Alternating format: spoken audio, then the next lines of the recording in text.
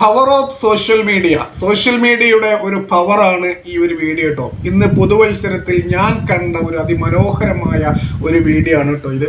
ഈ ഒരു വീഡിയോ ഒരു പക്ഷം നിങ്ങൾ മുൻപ് കണ്ടിട്ടുണ്ടാകും. കാരണം ഈ ഒരു വീഡിയോ അത്രമാത്രം വൈറലായ ഒരു വീഡിയോ ആണ്.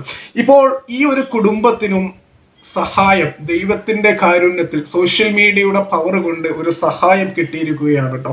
ഇനി ഈ ഒരു വീഡിയോ നമ്മൾ പരിശോധിക്കുകയാണെന്നുണ്ടെങ്കിൽ അറിയാത്തവർക്ക് വേണ്ടി ഞാൻ പറഞ്ഞുതരാം. കാരണം ഈ ഒരു വീഡിയോ ഒരു 90% ആളുകളും കണ്ടിട്ടുണ്ടാകും. കാരണം അത്രമാത്രം വൈറലായ ഒരു വീഡിയോ ആയിരുന്നു ഇത്. നമ്മൾ ഈ ഒരു വീഡിയോ പരിശോധിക്കുകയാണെന്നുണ്ടെങ്കിൽ പെട്രോൾ പമ്പിൽ ജോലി ചെയ്യുന്ന ഒരു ചേച്ചി, ആ ഒരു ചേച്ചിയുടെ കാല് കണ്ടോ, ചേച്ചിക്ക് കറക്റ്റ് നടക്കാൻ പോലും കഴിയുന്നില്ല. അപ്പോൾ ഈ ഒരു വീഡിയോ അത്രമാത്രം വൈറലായപ്പോൾ ഒരു സഹോദരൻ, പേരറിയാത്ത ഒരു സഹോദരൻ ആ ഒരു ചേച്ചിക്ക് സഹായവുമായിട്ട് വന്നതാണ്. പണം കൊടുത്തു, പക്ഷെ ചേച്ചി വാങ്ങിയില്ല. അതിനാണ് അഭിമാനം എന്ന് പറയുന്നത്.